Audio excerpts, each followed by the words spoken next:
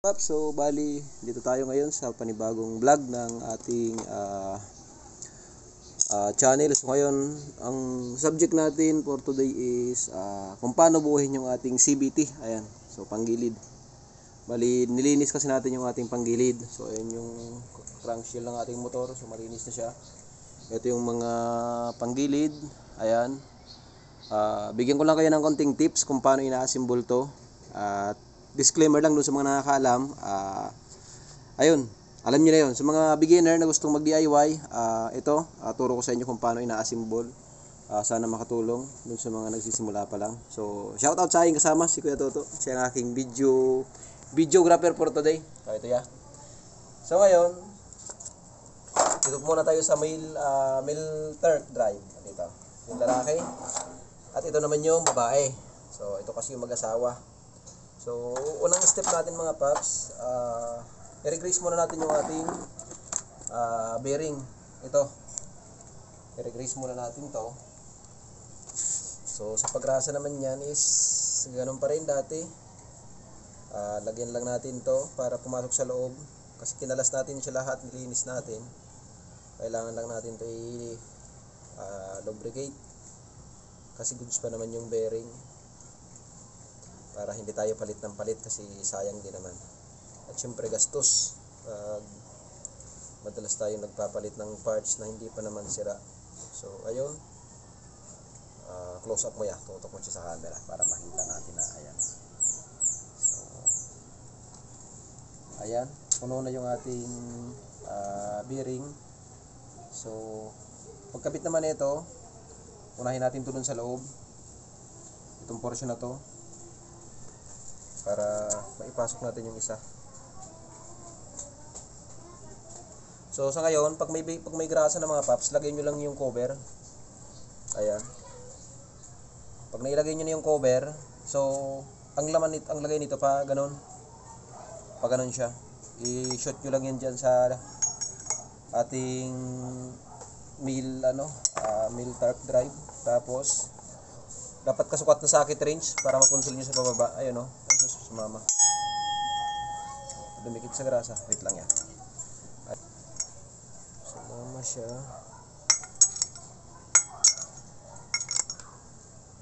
Ayan. So, punsulin nyo pababa para pumasok. Ayan. Kasing sukat na socket. Punsulin nyo lang siya pababa. Dapat kasukat para hindi tamaan yung loob ng bearing natin. Para hindi masira. Dahan-dahan lang. Ayun. Pag sumagad na siya mga paps, so ayun, malagatak na. Goods na yan. Ayun, makikita nyo. Ayan siya, oh. Pantay na. At syempre, huwag nyong kakalimutan ilagay yung ating circlip. Ito. Pagkakalaga nyan. Ang circlip naman, yung padapa, ito yung nasa ilalim. Ito yung medyo pa-oblong. Ito yung nasa ibabaw. Sa paglagay ng circlip nyan, kailangan mo lang. May kanal kasi yan sa loob mga paps. Ayun, oh. Ayun o, goods na. Ayan. Kung nakikita nyo yung circlip. Ayun, lapat na siya. Ganun lang paglagay ng unang bearing dito sa loob. Dalawang bearing kasi yan. Ito yung isa, ito yung roller bearing. Tinatawag, yung medyo mahaba. So ito naman, i-regrace lang din muna natin to. Pag ito naman ikakabit nyo yung isa mga paps, itong roller bearing natin yung medyo mahaba, lagyan mo nyo ng konting grasa yung loob. Para kahit pa paano medyo malula siya doon sa drive shaft. Tapos paglagay naman ito, kung mapapansin nyo, itong bearing, medyo madilim na kasi mga paps eh. So, itong bearing, may pangalan siya sa ibabaw. Ayan o. Yung kabila, wala. Ayan. So, itong may pangalan, ito yung nasa ibabaw. Ito yung nakalaman dito. Ayan yung nakalagay dyan. Ayan. Ganyan siya pagkabit niya mga paps. Pagkabit lang din naman yan. Ganun lang din. Pukpuk lang dahan-dahan. Ayan. Pantay lang yung pukpok para pumasok. So, eto na siya mga paps. Ayan. Kung makikita nyo na ilagay na natin. So, pantay lang naman yan dyan. Hindi nyo may babuo nyo ng sagat. Talaga may ihangganan lang siya kasi may stopper yan sa loob. So, yan lang yung sukat niya. Hanggang dyan lang talaga siya.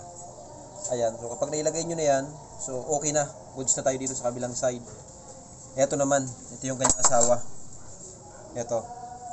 Pag nilagay nyo naman to, Huwag niyong kakalimutan yung o-ring. May o-ring yan dito mga paps, dalawa. Ito yung o-ring niya. So ito dalawa. Ayan. Ilagay niyo muna.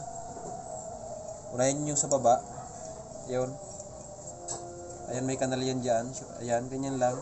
Ito naman yung nasa ibabaw para hindi lalabas yung ating langis. Ayan, langis, grasa. Ayan, dalawa yan. Up and down. Ayan.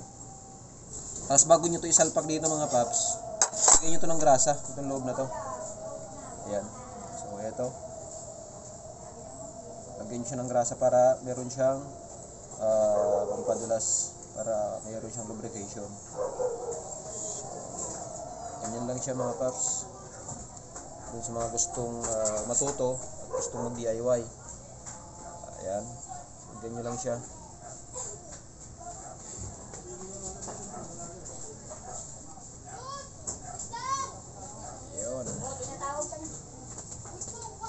Ayun, ganun lang. Ayan. Tapos siyempre punasan nyo yung konting sumobra. Paglagay natin para hindi didikit dito. Tapos pagsalpak niya, ganun lang din mga paps. Ayan. Ganyan lang din sa pagsalpak niyan. Ayun. Tapos itong sumobra, punas lang din. Ayan, so may mga lumabas dito sa gilid na to, okay lang yan. Kasi lalagyan din talaga siya natin yan ng grasa. Ayan, medyo madulas. Ayan. Tapos, itapat nyo yun sa butas mga paps ha. Ayan, may 3 butas kasi yan. Ayan. Isa, dalawa. Ito yung isa, 3. Ayan o. So, pagkabit naman yan, meron niyang pin. Ito yan. Pagkita mo nga ito. Ito yung kanyang pin. Bali, 3 piraso yan. 6 lahat siya mag-aasawa kasi yan. So, pagpaparisin nyo to, ayan, pagparisin nyo yan. Bali, ang kalalabasan niyan, 3 lang. So, ayan, medyo maliliit kasi. Ayan. Ito. Paglagay naman ito, ganito lang yan mga paps. Ito yung butas na isa. Itutusok nyo lang siya ng pagganon. Ayan. Yun, pasok na. Para hindi matanggal, lagyan nyo kagad ng grasa kasi baka mahulog. Para kumapit na siya. Yan. Tapos sa kabilang side naman, eto, ganun lang din yung proseso. Tusok nyo lang din doon sa butas. Yun. Pagpasok na, lagyan nyo ng grasa. Yan, grasa. At yung huli, ganun pa rin yung senaryo. Yun. Grasa ulit. Yan. So, ganyan lang. Yan. Grasahan nyo ito mga paps kasi lalagay natin yung pinakang cover na ito. May cover to dito sa portion na to. Yan. Ganyan lang. Mas maganda maraming grasa para maraming naglulubricate doon sa ating carb drive. So, yan lang. So, ngayon, paglagay naman yan mga paps, dalawa kasi itong cover na to. Ito. Bali dalawa to. Ito yung nasa center spring natin. Ito yung center spring. Bali dalawa to. Itong mahaba na to, ito yung nandito. Yan. Ito yung lalagay nyo dito. Ito naman na maiksi. Ito yung nandun sa spring nyo nakaganito. Nakadapa yan. Ganyan. So ito ilagay natin itong isa na to. Ayan. Dahan-dahan lang paglagay, medyo paikot kasi pag naglagay kayo nito, medyo paikutin nyo. Mas maganda kung may ilagay kayo ditong grasa. Ayan. Medyo may ilagay kayo ditong grasa kasi ingatan nyo itong huwag maputol. Itong nilagay natin na o-ring. Yung o-ring na yan saka ito. Kaya mahalaga na madulas. Pag naglagay ka naman ito, huwag yung pepersahin. Medyo iikot nyo lang din siya ng konti hanggang sa bumaba siya. Ayun o. Ipaikot lang siya ng konti mga guys. Ayan. Kung makikita nyo, sumagad na siya. Ayan o, may lumabas na grasa o. Ang gagawin nyo lang din dyan, punasan. Punas lang yung mga paps. Tapos dito naman sa taas, punas lang din. Ayan. Yan, ganyan lang. Kasi yung nilagay natin na grasa dito paps sa mga pin, pag ginanon mo kasi yan, habang iniikot natin ganyan, baba taas. Ayan. Yung grasa dito, makikita nyo dyan sa loob na yan. Dyan yung lumalabas. Kaya walang problema kahit maraming grasa. Mas maganda maraming grasa kasi bawat buka ng ating tawag dito, bawat buka nito, yung grasa napupunta lang sa loob. So ito yung nagsisilyo. Kaya walang problema kung dumami man yung grasa. Kaysa naman kulangin. Ayan, so okay na tayo dito. Ang kulang na lang natin dyan is yung center spring. Ito naman nating spring, walang problema to kahit magkabaliktad, kahit pa ganun o kahit pa ganyan, walang problema. Sa pagbalik ng ganyan lang din. Tapos ito, ganun lang din. Ayan. Tapos ang sunod natin na asimbulin, itong ating clutch lining. Ito yung nakakatakip dito. Kaya so ngayon itabi muna natin to. Yan, audio muna siya. Dito naman tayo sa ating clutch lining. Yan naman yung ating asimbulin. Pag nag-asimbol naman kayo nito, ito, lagyan nyo ng konting grasa. Ito. Yan, lagyan nyo ng konting grasa yan. Huwag mo masyadong marami, dumulas lang siya. Yan. Kapaliwanag ko sa inyo kung bakit kinakailangan ito lagyan ng grasa. Na 3 pin na to. Yan. Pero dapat, kunti lang yung grasa yung lalagay nyo. Para dumulas lang siya. Yan. Sa pagkabit naman nito, di kayo magkakamali. Ganyan yung posisyon ng pagkabit niyan, hindi pa ganun. Kasi hindi rin niya papasok. So, ganyan talaga. Ayan yung tamang pwesto. Ganyan paglagay niyan. Pero unahin nyo muna itong 3 rubber stopper. Ito. Ito. Dapat ito yung mauna. Pero ipapauli natin to kasi ipapakita ko sa inyo kung bakit kailangan nyo ikabit yan. So, sa pagkabit naman yan, ganito lang. Yan. 3 yan. Ganyan. Ganyan. So, 3. Kaya mahalaga na may kunting grasa yan para malambot siya bumuka. Kasi kapag umiikot yung ating motor, kapag umaandar na nag-high RPM, bumubuka yan. Yan. Bumubuka siya ng ganun. Para kumapit dun sa ating bell. Ngayon, bakit mahalaga din dun 3 rubber stopper na ito na ikabit nyo? Huwag nyo kakalimutan. Kasi, talagatak yan ng ganyan. Ayan, kung naririnig yung tunog na yan. Ito yung pipigil dyan. Ayan o. Ayan o. Smooth siya, tahimik. Yan. Kaya yung 3 rubber na stopper, huwag niyong kakalimutan. Ito. 3 yan siya. Maliit lang yan, pero napakahalaga. Ayan. 3 lang yan mga paps. Yan. Kaya dapat may kunting grasa para maluwag yung pag-ikot ng ating lining. Kanya, para hindi siya hirap pabuhayin. Ito naman itong spring. May 3 spring din yan. Itong mixing spring, ito yung nandito sa dito banda. Ito. Yung mixi. Yan yung nakasabit dyan. Ayan o. Ganyan. 3 yan. Itong mahaba yun nandito. Tapos gamitan nyo lang ng long nose o ano man na pang sungkit na kaya nyong ikabit.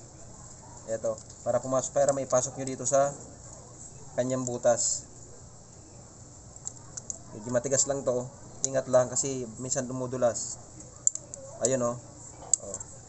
Naipasok na natin yung isa. Ganyan lang mga paps pagkabit nitong ating clutch lining. Ingat lang kasi medyo matigas ang spring, baka dumulas. Ayun o. 2 na. Ito yung last. Medyo matigas lang talaga ito ikabit. Kaya ingat-ingat lang kasi baka matusok kayo ng spring. Ayan. Ganyan lang magasimbol nitong ating lining. Tapos ilalagay nyo itong cover. Yung cover plate.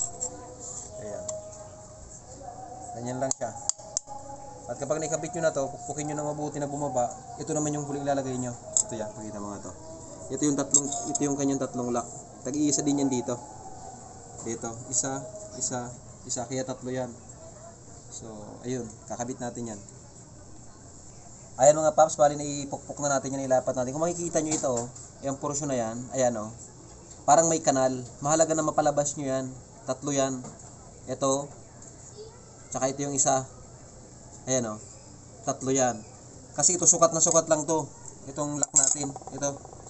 Itong lock na to. Sukat na sukat lang to dyan. Ayan. Ganyan yan o. Dapat maibaba nyo talaga siya ng sagad para maipasok nyo to ng maayos. Ipitin nyo lang din ng plies. Ayun. Lumagatak. So swabing-swabe yung pasok niya. Ayan. 3 yan. Ganyan. Ganyan lang yung position. Ayan. Tapos ipitin nyo lang siya ng plies. Dapat swabe yung pagpasok. Ayun o. Swabing-swabe, lumalagatak lang. Tapos, ito naman na last. Ganyan lang yan. Ayun o, ayun. Dapat double check nyo yung lock na to, na dapat yan, dapat naiikot nyo. Ayan o. Itong isa medyo matigas. Ayan, dapat naiikot. Ayan o. Ayan, makikita nyo. Ayan. Dapat naiikot siya. Itong isa medyo matigas. Ayan mga paps, so naikabit na natin yung tatlo. Mahalaga na umiikot siya mga paps. Ayan o, makikita nyo. Ayan o, ayan o. Gumagalaw siya. Mahalaga na umiikot yan, itong tatlo. Ayan o. Ayan, ito. Mahalaga na gumagalaw siya, umiikot. Tigas na naman itong isa. Ayan o, naiikot ko siya. Ayan. Ayan, dapat naiikot ko siya kasi yun yung pasok. Para hindi siya kakalas. Kaya mahalaga na pasok yung tatlong lock na yan. Dapat may pasok yun ng mabuti. So, pag okay na to, pag goods na to mga paps, ito naman yung ilalagay natin dito sa center spring, naka partner nitong ating bell. Ganun lang din yan. So, tanggalin muna natin itong center spring. Ayan. Ganito yung posisyon niya, no? Kung makikita nyo, parang pa-oval siya. Kasi ganyan yan. Ayan yan, no? Ganyan ang pwesto niyan. Ayan. So, paglagay naman ito, kung ano, kailangan nyo ng kasama. Kasi, medyo matigas yung ating spring. Kailangan natin yan diinan ng ganon. Ayan. Ganyan yan mga paps. Lagay yan. Paps, ilalagay na natin. Ito na yung center spring. Ayan. Lagay na natin dito. So, ganun lang. Ilagay na natin tong ating lining. So, ngayon, paglagay natin ganyan lang. Medyo matigas lang. Ayan. Yan. So, pasok na. Sige, pasuyo ako. Pakilagay mo ng nut. Sige, pantayin mo lang. Yan. Sige. Sige pa. Ayan. Yun. Ayan. Ganyan lang magkabit niya mga paps. So, dahil wala pa akong impact range, ito muna yung gamit natin dyan na 39mm na range. Ayan. Para panghigpit dito. So, ganun lang. Ganun lang mahigpit. Dapat ito mahigpit ito mga paps kasi baka kumalas. Mahalaga na higpitan nyo ito ng mabuti na nut na to. So, ayan mga paps, okay na. Naikabit na natin, nahigpitan ko na to. So, kanina, pansinin nyo dito sa loob, ayan o. Nakikita ba sa camera ya? Ayan. Kung nakikita nyo, ayan, lumabas na yung grasa. Yun yung kanina yung binubukas sa rakotong ano. Tawag dito. Kalimutan ko lagi pangalan nito. Torque drive. Nung binubukas sa rako siya, ayun yung grasa lumalabas siya sa loob. Kaya mas maganda na maraming grasa. Kasi kailangan natin yan doon sa drive shop para madula siya. Ayan. At syempre yung grasa na ikakabit nyo, mas maganda kung high temp. Kasi wala akong high temp, pero yung grasa ang gamit ko dito is all purpose naman. So kaya okay naman yan. Paps, tapos na tayo dun sa ating clutch bell. Dito naman tayo sa, ito yung pulley. Ito yung mga tinatawag na pulley, Paps ha. Ayan. Ito yung pulley. Ito naman yung drive phase. Ito yung mag-asawa. Ito yung nagbabaliktaran na ganyan. Ito yung umiipit sa ating belt. Ayan yan. So, pag-assemble naman ito, itong bula, 6 na piraso. Kung makikita nyo, yung isa, yung kabilang side ng bula, makintab. Yung isa naman, black. Ayan. Yung may side na black, dito nyo sa right side nyo. Lahat pare-parehas. Ganyan o. Ayan. O. Paglagay nyan, itong purong itim na may goma, dapat nasa kanan. Nasa kanan nyo siya. Ayan, 6 yan. Ayan o. Ayan, nasa kanan nyo siya yung may goma. Ayan. Ganyan lang yan. 6 na bola lang ito mga paps. Ayan. Ganun lang. So, okay na. Tapos ito, wag nyo kakalimutan. Ito ang tawag dito, ramp plate. Hindi ito back plate. Ang tawag dito ramp plate kasi dito nagrarampa yung bola, dito umiikot yung bola. Ayan, ramp plate po yan. Paglagay naman yan is ganun. Ganyan yan. Ganyan ang lagay niyan, pero may kulang yan. Ito, ang kulang niya ito. Ito naman, ito yung slider piece. 3 piraso. Ayan, hindi rin kayo magkakamaling ilagay ito kasi hindi ito papasok pag baliktad yung lagay nyo. O, for example, nailagay nyo ng ganito. Ganyan. O ganito, kung pinaliktad nyo,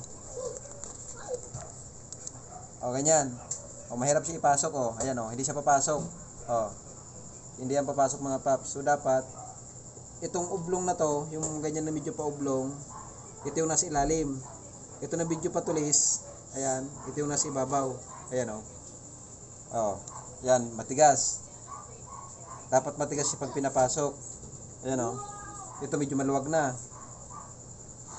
Ito naman, ganoon. Ito dapat ito matigas mo siya pag ipasok kasi kapag maluwag na yan, umaalog na, maingay yan itong ram plate. Ayan, yun, isa rin yun sa indikasyon na yung slider piece mo is palitan na. Ngayon, saka mo siya ilalagay ng ganon sa ating pulley. Ayan, ganyan lang yun mga paps. Kasi kapag umaandar na yung motor natin, bumubuka yan, ganyan na umaangat. Diyan umiikot sa loob niyan, dito sa porosyon na to yung bola. Kaya tawag dito ram plate. Ayan, so gano'n na siya. Tapos, bushing. Ito yung kanyang bushing. Ayan.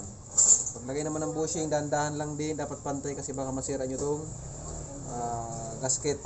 May gasket yan dyan, oh. Ayan. Ganun lang din. Ayan. Tulak nyo palabas ng konti dito para bumuka. Ayan. Tapos, ibabalik nyo siya. Mga 2 beses. Ayan. Para masiguro na yung guma is hindi naipit. Ayun, dito tayo. Kita pa ba yan? O madilim na? Ayan, dito tayo. So, ito naman yung ating sigunyal. So, paglagay naman nito, ito yung ating pulley. Paglagay nito pabaliktad. So, ganon. Ganyan na paglagay nyo mga paps. Yan. Tapos, pag nailagay nyo na yan, susunod natin dyan is yung ito. Itong torque drive. Paglagay naman ng torque drive, dapat bubukahin nyo siya. Ito. Bubukahin nyo muna to. Ang tigas. Ayan mga paps. So, sa paglagay naman ito, dapat ganyan yung pwesto. Bukahin nyo tong bukahin nyo tong torque drive. Medyo matigas lang yan. Dapat talaga may kasama. Para pag sinalpak nyo yan doon, ganito yung position nyo mga paps.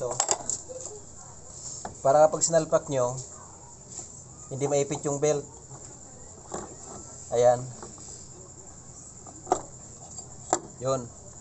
Ayan, dapat may allowance siya doon sa ayan, para hindi agad-agad maipit yung fan belt. Tapos ilagay nyo tong drive piece. Ayan. Ganyan siya. Tapos lagyan nyo yan ng washer.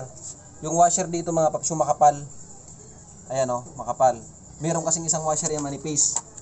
Ito, wag to. Ito yung makapal. Sa click to Ito yung makapal dito yan. Tapos ang nut naman yan, 22mm. Ayan. Medyo madilim na kasi naabot na kami ng gabi. Ayan. Tapos dito naman, ang susunod ko dito ilalagay is yung bell. Ito yung mga bell natin mga paps. Ayan. Ayan, bagong linis, naka-regroove. Ayan din ilalagay nyo dito. Ayan. Ayan. Kung ano yung ikot ng bell natin, yun din ang ikot ng ating gulong. Mapapansin nyo yun, umiikot yung gulong.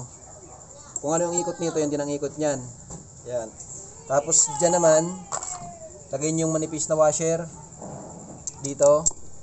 At ang nut naman yan mga paps, ito is 19mm. Ayan. So, yan. Ganun lang mga paps mag-asimbol at magkabit ng ating panggilid. Ganyan lang. Saka hinihigpitan ko muna. Ayan mga paps. So, higpitan natin itong ating drive piece. Ayan. Ganyan lang. Pwesto nyo lang yung white tools ng ganyan kapag wala kayong impact. Tapos socket wrench 22mm. Yan. Ganyan lang. Wag lang din masyadong total higpit kasi may torque wrench dapat ito nasukat. Kaya lang wala pa tayong ganon. Ayan. Tamang higpit lang. Wag din maluwag. So, yan lang. Tapos pinhit natin dito sa harap ng ilaw kasi madilim. Ayan. Ayan para makita nyo. So, naibalik na natin ng maayos. Nagabit na natin lahat ng panggilid. Ayun paanda rin natin para makita natin kung okay ba. Ayan.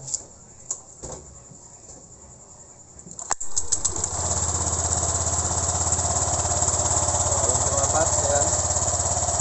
Ayan siya.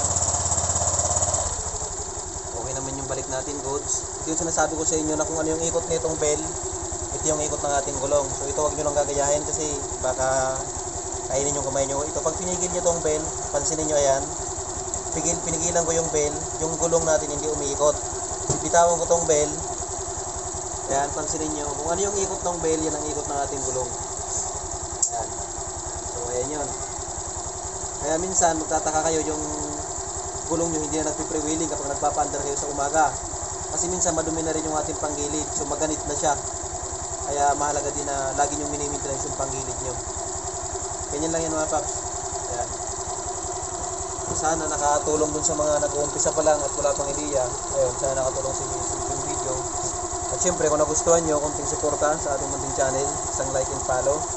At subscribe mo na rin mga paps para updated ka sa bagong video na i-upload natin. So sa ngayon, ibabalik muna natin yung crankcase cover niya. So ngayon mga paps, pag binalik natin, lagyan nyo ito ng konting grasa. Ito. Ayan. Lagyan nyo ng konting grasa para madulas yan dito sa bearing na to. Ito. Diyan. So itong CVT cover natin, crankcase, hindi ko nalilinis kasi medyo gabi na. Ayan. Pero okay pa naman yan. Maitim lang siya pero wala nang alikabok yan. Ayan. So kaya itong dulo ng ating drive shaft, ito, mahalaga na lagyan nyo ng konting grasa yan para madulas siya dito sa bearing natin. Ito. At tips nga pala mga paps, pahabol. Ito, naipapansin nyo to, ito. Ang tawag dito mga paps, dowel pin. Yan, dalawa yan. Yung isa na iwan dito sa motor, ito. Makita ko sa inyo. Ito. Ayan. Ito, kung madilim kasi. Ayan o. Dowel pin yan mga paps. Ayan. 2 piraso yan. Napakahalaga niyan. Ito yung isa nasa crankcase na iwan. Ayan. I-check nyo na dapat hindi ito natanggal. Kasi para hindi aalog yung crankcase cover nyo. Kapag hindi nyo kasi nilagay yan, gaganyan yan o. Aalog. Siya yung pinakang stopper natin para yung ating crankcase hindi gumalaw. So ngayon mga paps, ito nakabit na natin yung crankcase cover. Ito yung mga bolt. Ayan yung mga bolt nya. Bali ilang piraso ba to? Dalawang mahaba. Tapos ilang maiksi ba to? Ito yung kanyang mga bolt. So ayan. Bali, dalawang pinakang mahaba. Ito. Dalawa yung pinakang mahaba. 5 yung medyo mahaba. At 3 yung maiksi. Pagbalik naman ito, hindi kayo magkakamali dito. Itong pinakamahaba mga paps dito yan. Sa click to Ito yung pinakamahaba. Dito yan. Sa center ng ating crankcase. Yan. Ito naman ang 5 mahaba. Ito dito yan. Sa paikot. Ito. Isa. 2. Medyo madilim na kasi. 3. 4. 5. Ayan. Tapos itong 3 maiksi, dito rin to. Isa.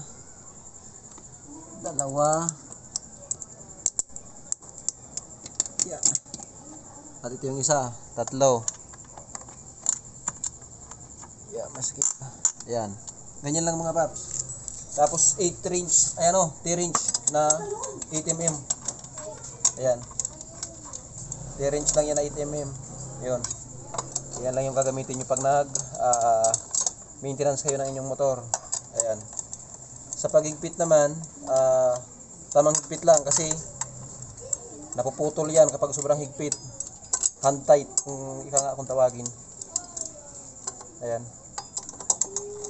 Ito lang. Yeah, hand tight lang siya. Kaya huwag nyo na itong gagamitin ng impact kasi pag hindi nyo natansya mamaya, malakas yung impact na gamit nyo, maputol. Mas malaki ang problema. Ayan.